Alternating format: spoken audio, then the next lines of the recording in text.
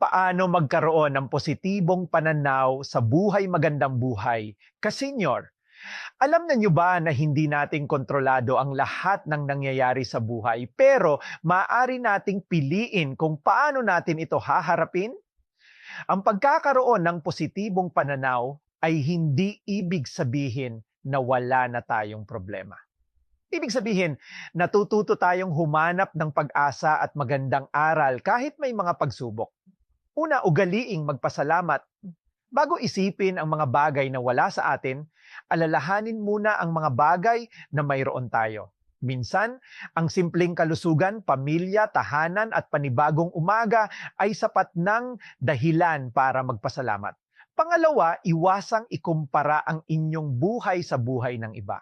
Bawat tao ay may sariling kwento, pagsubok at panahon.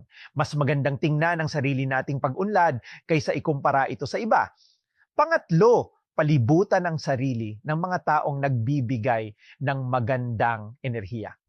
Ang mabubuting kaibigan at pamilya ay maaaring makatulong upang maging mas magaan ang ating pananaw sa buhay. Ang pang-apat, matutong magpatawad. Hindi natin kailangang dalhin habang buhay ang galit at sama ng loob.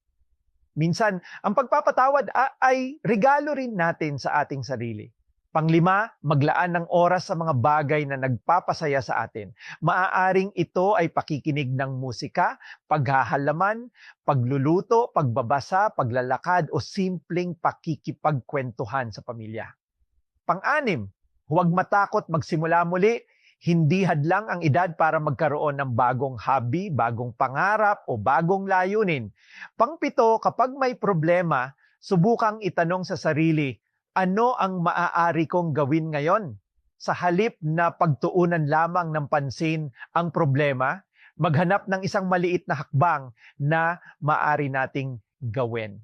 Pangwalo, matutong nga tanggapin na may mga bagay na hindi natin kayang kontrolin. Minsan, ang kapayapaan ay nagsisimula kapag natutunan nating bitawan ang mga bagay na wala sa ating kapangyarihan. At panghuli, huwag kalimutang ngumiti at pahalagahan ang bawat araw. Hindi kailangang maging perpekto ang buhay para maging masaya. Kasenyor, tandaan natin na ang pagiging positibo ay hindi nangangahulugang palaging masaya. May mga araw na tayo ay malungkot, pagod o may pinagdadaanan. At ayos lang iyon. Ang mahalaga ay hindi tayo nawawalan ng pag-asa. Bawat umaga ay bagong pagkakataon para magpasalamat, magmahal, matuto at magsimulang muli. Kaya sa bawat araw, piliin nating tingnan hindi lamang ang mga problema, kundi pati ang mga bagay na nagbibigay sa atin ng dahilan para magpatuloy.